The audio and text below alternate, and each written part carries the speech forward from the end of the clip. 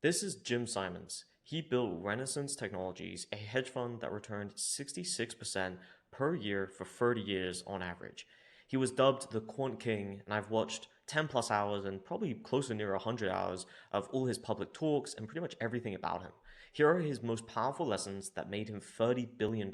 Now, throughout this video, I'm going to play some of his clips from various different public talks he's been on so that you have reference to exactly what he said. And then I'm going to provide my own commentary on personally what I learned from that specific clip and then the kind of surrounding context of it as well. So the first one is the importance of large sample sizes. This can be really quite wild, quite unexpected. I mean, you look at everything, right? You look at weather, length of dresses, political opinion. Length of dresses we didn't try, but what sort of things?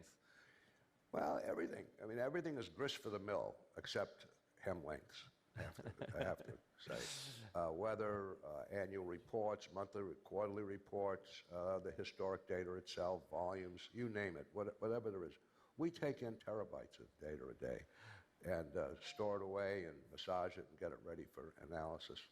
And you're looking for anomalies. You're looking for, like you said, you know, the efficient market hypothesis. But any one anomaly might be just a random thing. So is the secret here to just look at multiple strange anomalies and see when they align? Well, any one anomaly might be a random thing. However, if you have enough data, you can tell that it's not. So you can see an anomaly that's persisted for a sufficiently long time so that the probability of it being random is not high. But these things fade after a while. Anomalies can get washed out, so you have to keep on top. So there's actually quite a lot in that one clip that he mentioned on, and then there's actually some further videos later on that kind of go into more, I guess, specifics on each kind of topic. But the primary one that I want to focus on here is when the interviewee talks about how do you know if this anomaly isn't just random, you know? There's so much noise in stock data, or really any equity sort of like price market data. It's very difficult to be able to confidently say, hey, this anomaly I think will hold up, and it's not something that's just completely random and I've just found through the data itself being noise. What he mainly says is you just need an incredible amount of data, and if that anomaly can remain persistent across that time, then your likelihood of that anomaly being random is a lot lower. Like, it will never, and I think this is true throughout trading, there is never a 1 and 0 kind of binary answer on any topic. It's really just probabilities and trying to reduce the probabilities here of it being random, whereas in other times you want to increase the probabilities of its predictive signal and things like that, right? So this taught me a very valuable lesson when I was going into all of his stuff. And obviously I've been doing my own algorithmic trading for a while, but it's really good to hear, obviously, legends in the industry like him speak about what he primarily focuses on. Now, obviously, he's going to be secretive about his sort of techniques and things like that. And I think a lot of people see that on face value and say, yeah, there's nothing I can really learn from him because he's going to hide all his techniques and I just want to steal his strategy or something like that. I think you have to read in between the lines and see what he really focuses on, and that's what's been most powerful to me for at least my own trading. So just being confident that, hey, okay, if an anomaly is persistent across a lot of data and then there's other techniques I can use as well, that's going to be what I put my confidence in compared to my discretionary ability, because my discretionary ability trading is very low. In the context of hedge funds for people that aren't familiar, and then answer that particular question? Well, when you say alpha, first you have to understand beta. And beta is the stock market as a whole. Let's say the S&P average.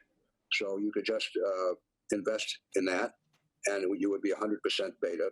All your return would come from let's say the S&P, the Standard and Poor's average. Alpha is a source of earnings that is orthogonal to that. It's orthogonal to that.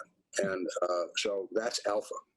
Now, our medallion fund is, I think, 90% alpha or 95% alpha. It really doesn't matter where the stock market is going for the medallion fund. We have, now the medallion fund is only open to employees of the company, of Renaissance, and me, of course, as a founder and shareholder.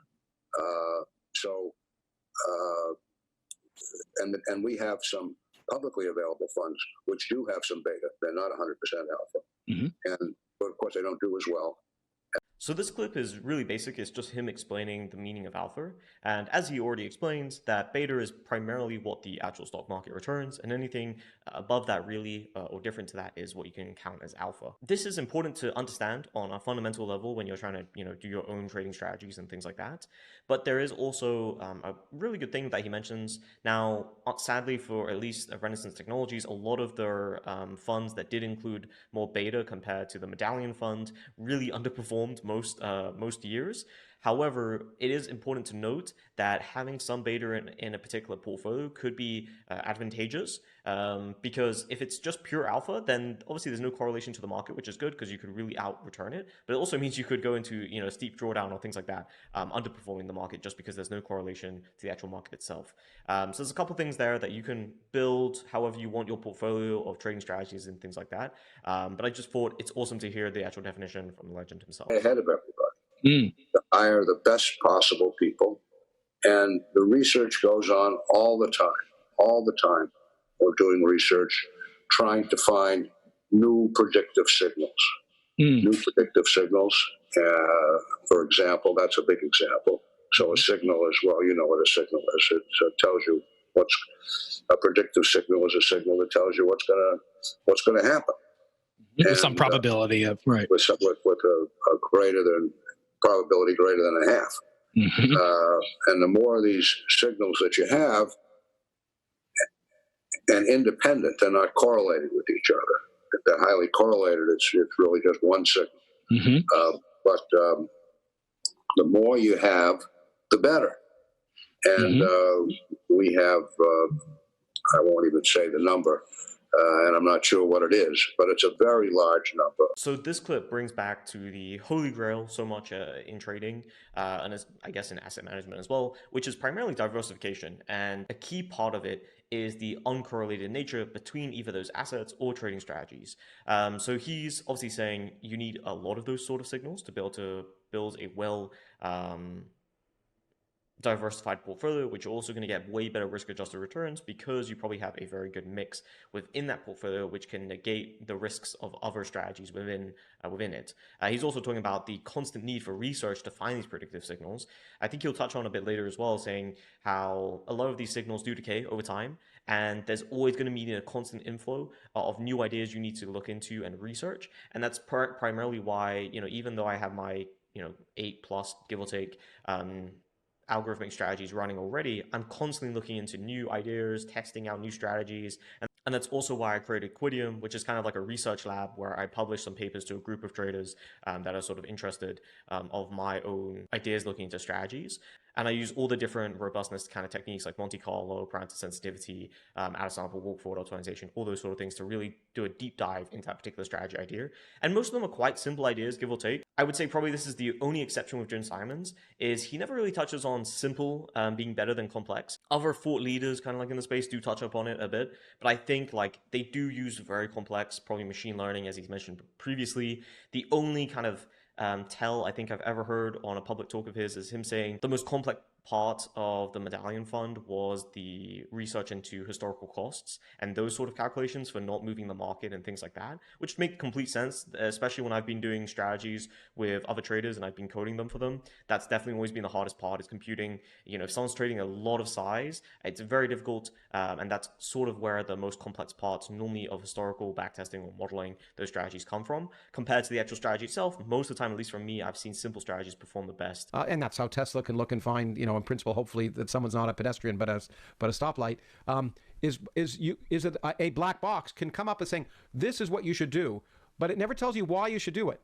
Absolutely. And it's frustrating for people. And I understand early on it was a natural tendency for you guys not to believe it, to say, look, we have an intuition. Why should we trust this machine telling us to do X when there's no rational reason that we can think of doing it? I didn't worry about that. I didn't. If it worked, it worked. And but we had very strong conditions, requirements. Yeah, the what do you call it? The signal versus the noise, I guess.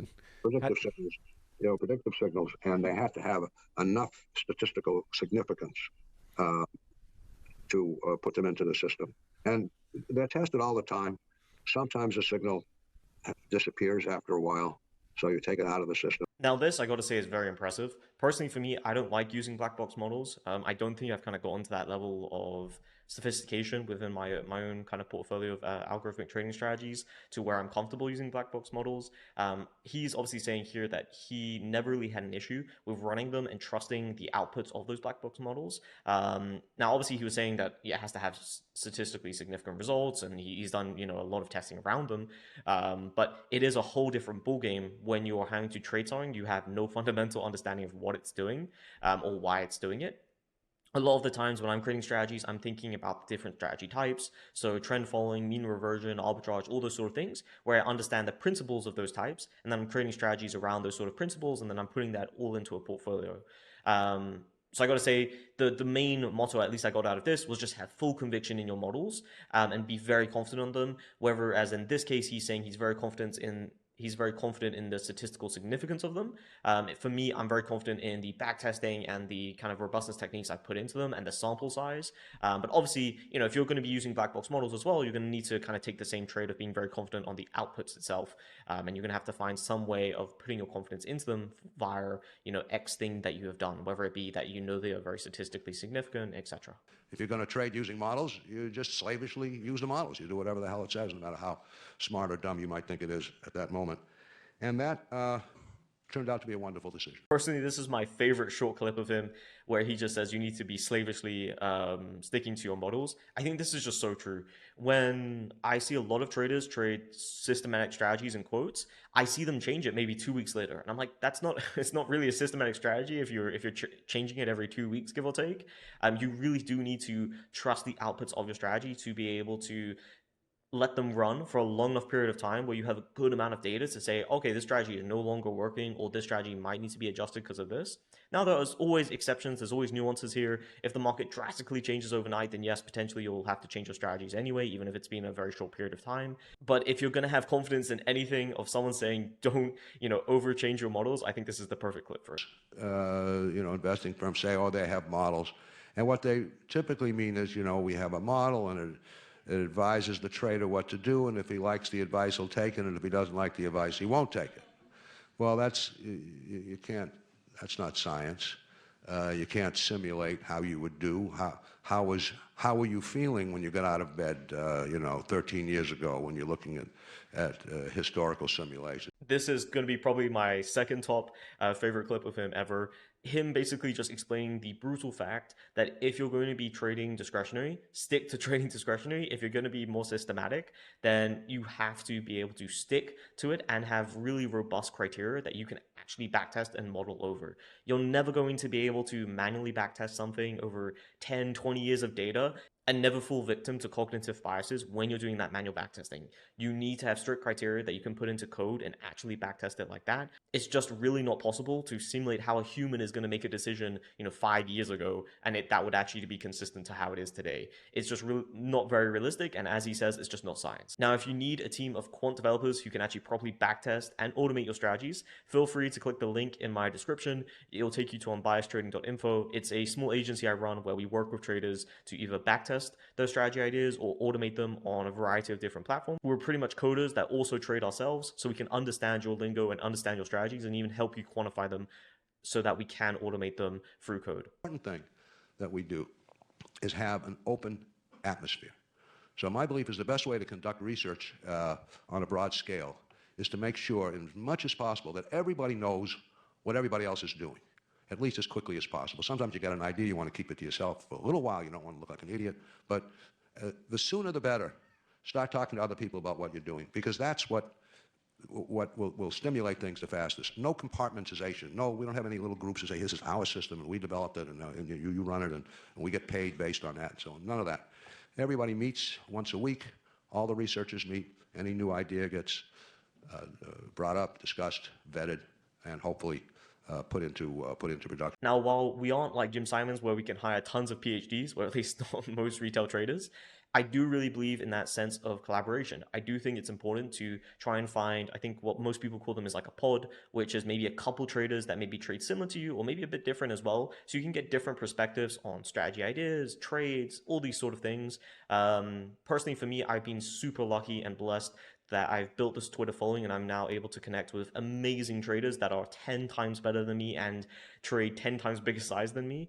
But that allows me to get really good input on whether it's a strategy idea of mine or understanding how they sort of trade on different days or different events. And then I can sort of put that into my own models as well if it's appropriate. Personally, one habit I think would be great is just to have a Discord channel or whatever you use for your communication where you can always just freely put in ideas. And I've seen many traders do this over time. The key thing I've always seen that's been lacking in these is it doesn't need to be consistent messages on every day. If you're a systematic or an algorithmic trader, realistically, you're not making that many decisions per day. You shouldn't be actually anyway.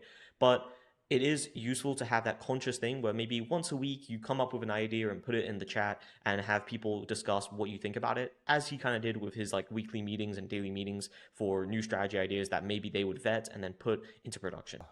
Well, the system as it is today is extraordinarily elaborate. But it's not a whole lot of, it's what's called machine learning. So you find things that are predictive. You might guess, oh, such and such should be predictive, might be predictive, and you test it out in the computer, and maybe it isn't, maybe it isn't.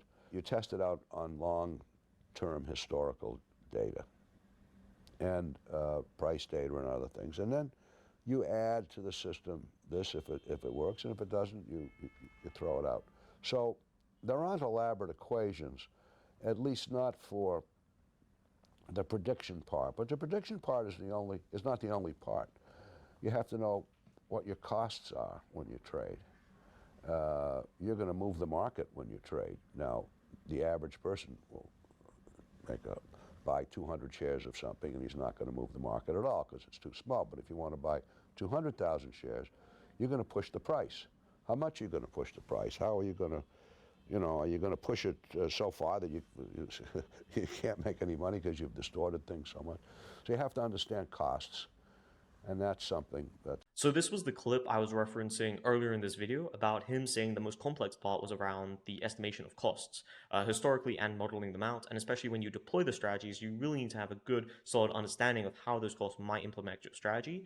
As I've done many tweets on it previously before, but the easiest way to make a strategy profitable or unprofitable is the fixed and variable costs that comes with every strategy, whether that be commissions, whether that be slippage, whether that be locates, whether that be impact theory, so how much size you're actually doing onto the market when you deploy the strategy, all those sort of things. Another part that I really like about this video is him just having his very, nonchalant attitude to testing strategies, and if they work, great, put them in production and test them. Further on actual live markets, and if they don't, throw them out and just keep on going. I would say this is completely true. For every one maybe good strategy I have, I've probably tested, I don't know, in the early days, I probably tested 50 to maybe 100 strategies to get one or two good strategies. And nowadays that's a bit lower just because I'm a bit better at filtering them out on first review basis. But it does take a lot of work. It's a lot of research to properly test these strategies. It's a lot of work to code them. It's a lot of work to come up with the strategy ideas themselves. And it's also a lot of work to consume enough information where you can then be creative enough to tweak those strategies based on what you think could actually work better for that particular strategy type. I think there's an Ernest Chan clip that I quote quite often where he's saying a lot of publicly known ideas, they're probably never going to work on first basis. What the actual trick is taking those ideas and applying some creativity based on your own experience, your own knowledge of how you think those strategies could be better and actually work on live market. We have a tremendous amount of it, tick by tick even. So maybe not everyone would bother doing tick by tick, but we do. So what was the question? Just if you could just explain on the type of data that you would use in your analysis. So one thing is share price. What are the other type of things that goes into it? Well, it's pretty much just the time series of the prices of the stocks. Or we also trade commodities. In fact, that's what we started. We first traded commodities. It was hard to get a good system for stocks, but finally we did, and that changed a lot because there are a lot more stocks than there are commodities. So, but I don't know what data people are collecting, but it's out there to the public. There's no reason you can't collect tick data or any Tick data means every time a price changes, which is every maybe 10 seconds or something like that, or minutes, that's a tick. So you collect those. This clip wasn't 100% relevant, but I wanted to include it anyway, because I think it's very important to understand that Renaissance Technologies' earliest edge was just the amount of data they had. There's previous clips of him saying they used to go down to the CVOE, and I think they used to manually, get the documents of all the data, and then they tally it up and everything like that manually. And then obviously, as data has become more commoditized, you're able to subscribe to APIs and things like that. But still, for them, they've built their own database 100%. There's no way they're using some sort of API, or at least I assume anyway. And it just kind of goes back to the main idea and the philosophy that I at least put onto trading, is that if you don't have data for it, you shouldn't really be trading it. He has another famous quote that's, I think it's the three things is, if it's liquid, if it's modelable, and if it has data, then they'll trade it. So that basically is the three criteria he takes on any market or any sort of situation of where he's going to deploy an actual algorithm or model onto the market. And that's just how important data is for them to be able to really robustly test these sort of strategies before they even set them live. Just to quote him one more time, he says that the best predictor is historical data. And I think it's a lot of people see that. And obviously, historical data can never guarantee future returns or future results or anything like that. And it takes a lot of work to, clean that data and actually robustly test over that data. But what he's mainly saying there is it's the best predictor we have. There's nothing else that we have currently that could predict the future as well as just historical data itself and actually using that historical data correctly. Now, Jim Simons is an absolute legend, and it was very sad when he passed away on May 10th. But I'd really recommend you reading the book, The Man Who Sold the Market, How Jim Simons Launched the Quantum Revolution. It's a great kind of like biography of him and going through his life. His life is an absolutely crazy one. We're working with the CIA and all sort of things and code cracking. So if you want a really good read, I'd totally recommend checking it out. Now, finally, if you find this type of content valuable and want more every week, feel free to follow me on Twitter at @GhostLookTrades, or feel free to subscribe here. And this is where I normally do more of my kind of like personal rants around topics or threads that I've previously written, and to provide a bit more context from my own personal experience trading. Lastly, if you are interested in automating or backtesting your strategy, feel free to book a call with me and we can discuss how we could potentially do that for you. I hope you have a great rest of your day.